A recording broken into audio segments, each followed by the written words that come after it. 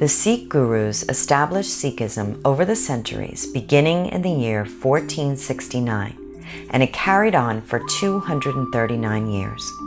Guru Nanak was the first guru, and 10 gurus followed. These teachers were enlightened souls whose main purpose in life was the spiritual and moral well-being of the masses. Fast forward 300 years, the Modern Guru Project is born. An intention to once again bring knowledge and wisdom to the masses. These gurus come in all shapes and sizes, no longer wearing turbans and robes, but still coming from a place in their hearts to ease the suffering of others, to enlighten, and most of all, to inspire personal growth and development. Hi, I'm Pamela Jones, creator of the Modern Guru Project. I believe there is a guru that lies deep within each of us. We all possess an innate sense of knowledge and wisdom that can help serve as an inspiration to others to help elevate humanity and raise the human consciousness.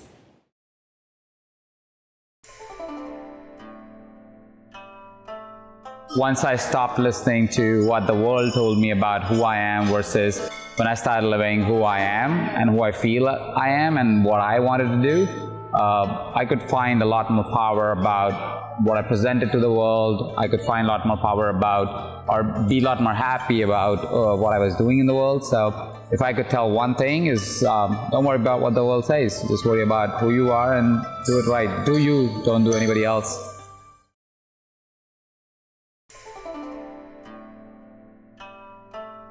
This fundamental truth is that you can't tell anybody what to do. It's so simple, but we actually live in this way that we think that we can. But when we actually realize on a deep level that you can't make anybody do anything, when you get this, it inspires you to create much better invitations and clear invitations. Because if you accept that everybody's fully at choice constantly, we stop trying to pressure people, stop trying to manipulate people, and instead create opportunities for people to say yes to, really great invitations. And I think that's the key to culture.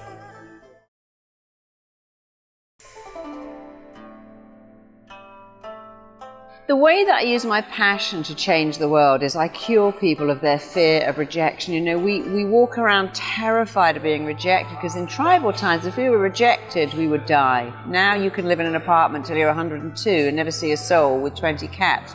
You're not actually going to die.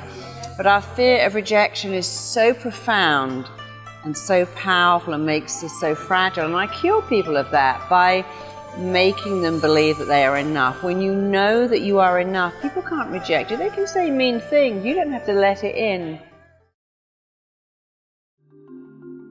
The great yogi Paramahansa Yogananda was born January 5th, 1893, and is regarded as one of the foremost spiritual gurus of modern times.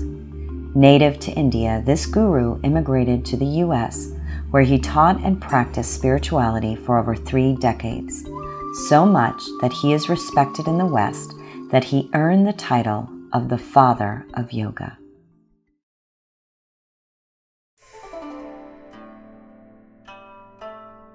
If I could tell the world one thing, I would say, make sure you sing your own song, dance at your own rhythm. No one can do you better than you, and the world needs to see you. No one else.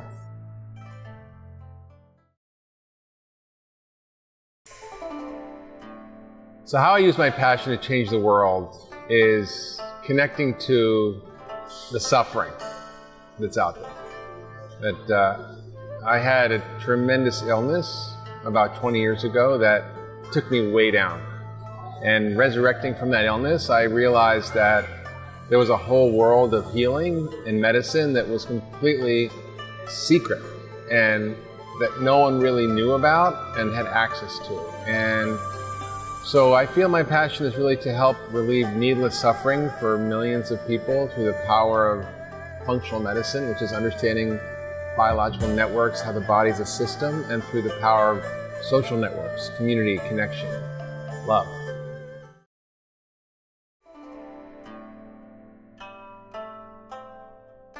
If I could say one thing to the world, it would be, don't try to do it alone. You need a little help, and my two favorite friends are Will and Grace. Will is the action, the tenacity, the perseverance, the will to take the idea that's living inside your head and make it a reality. And Grace is those serendipitous moments when you find yourself at the right place at the right time and everything comes together in the most beautifully orchestrated moment.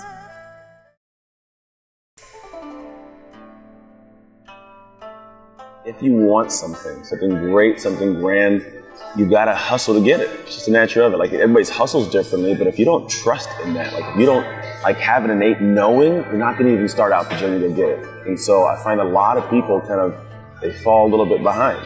And so my big thing is getting to a point where I think the world nowadays tells a lot of people, like, there's something wrong with you, you gotta fix you to get there, and like you have to learn this and take this on. If you don't have this, you're not gonna be great. But really, there's a great depth of knowledge inside all of us, like just sheer life experience. And so if we're able to tap into that and really look at the fact that, like, if you trust what you already have, you can have great, great dreams come true. Guru Mother Teresa was born August 26, 1910, an Indian citizen who abided by her religious faith of Roman Catholicism to serve the unwanted, unloved, and uncared people of the world. One of the greatest humanitarians of the 20th century, she led all of her life serving the poorest of poor. On October 19, 2003, she was called Blessed Teresa of Calcutta.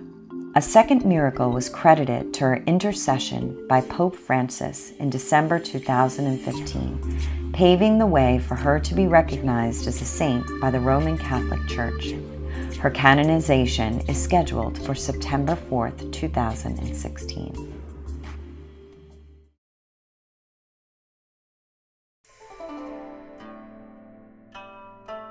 One of the simple mindfulness hacks I give some of my players is not just to say that to be present, but make it something that's more understandable for them.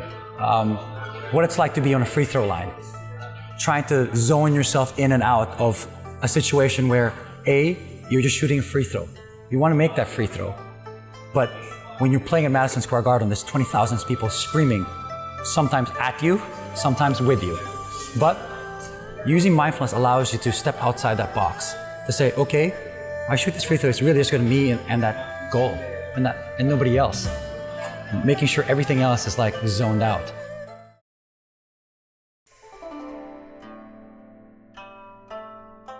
How I use my passion to change the world has always been around weight loss. But a couple years ago, I realized it was so much bigger than that. My son was the victim of a hit and run, left for dead in the street.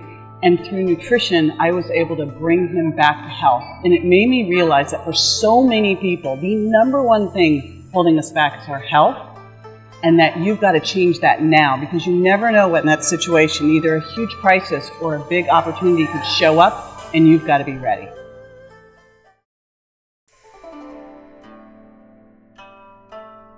I think the first step for people to let go of their shame is to be able to recognize it.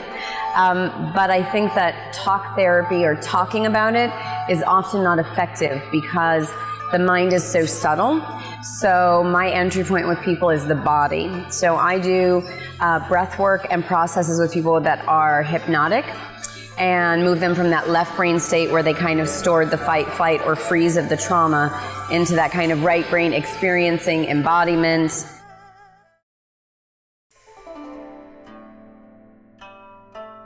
So if I could say one thing to everybody on the planet, I would say that believe in your abilities. You have no idea how much you can accomplish, how much you can feel, how much you can impact the world just with your energy. You don't have to be a gigantic entrepreneur. You don't have to do something huge that everybody else is doing. You can do it just with your energy, and the physical world will follow. The longest living Dalai Lama, Tenzin Gyatso, born July 6, 1935, is the 14th and present Dalai Lama and holds the profile of a spiritual and political leader of Tibet. He strongly preaches as well as practices the importance of nonviolence and peace and significance of compassion. For his outstanding achievements and relentless work on peace, he was bestowed the Nobel Peace Prize.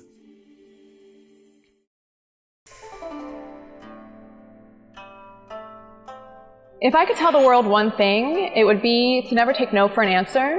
I've essentially battled death, trauma, disease, all of the above, and I've had every single person, every doctor that I've come across try to prescribe me very heavy medication and everything, and there was a part of me that realized that if I go that route, I will never come back.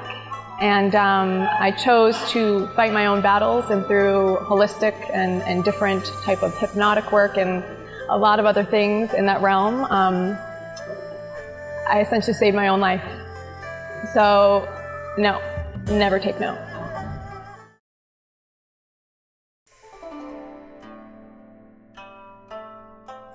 Mindfulness in schools, absolutely.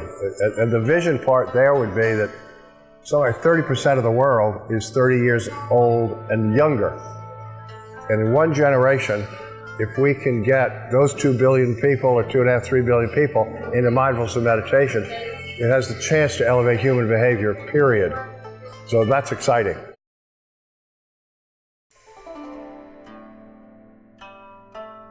I'm passionate about people doing a style of meditation that is made for them and that they enjoy, because most people think they're meditating, but they're trying to do something that is made for months, and so then they feel like they're failing and they quit. So like, yeah, I tried meditation, but it didn't work for me because I couldn't stop my mind from thinking. So I'm very passionate about people understanding that there is a technique that's actually enjoyable and that changes your life, which helps to change the world.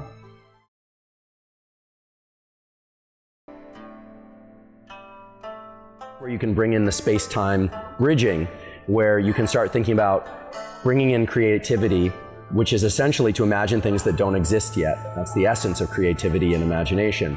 So in doing that, what you want to do is you want to bridge the two. You want to imagine something you want to do, and then you want to actually do it. And so STB, the space-time bridging, is a form of meditation that takes advantage of the brain's ability to do both. Sai Ma, also known as Her Holiness Sai Ma. She is a spiritual master, healer, humanitarian, and author. She offers programs throughout the North America, Europe, and Asia on personal transformation through practical spirituality, self-mastery, and energetic healing. In 2007, Sai Ma was honored with the title of Jaga Guru, World Spiritual Master, the highest title in Hindu tradition. She is the first woman to receive this title in the 2,700 years of the Vishnaswami lineage.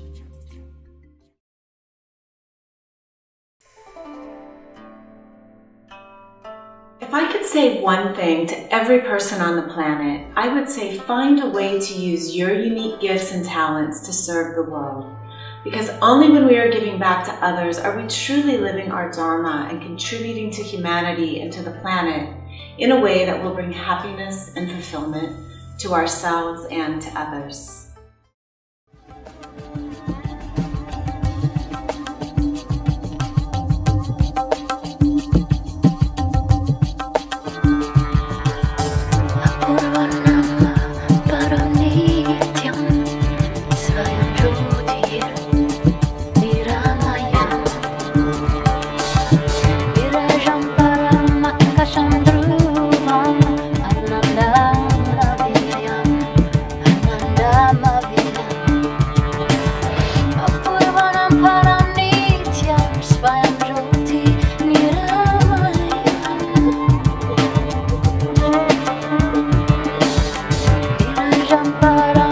Chandru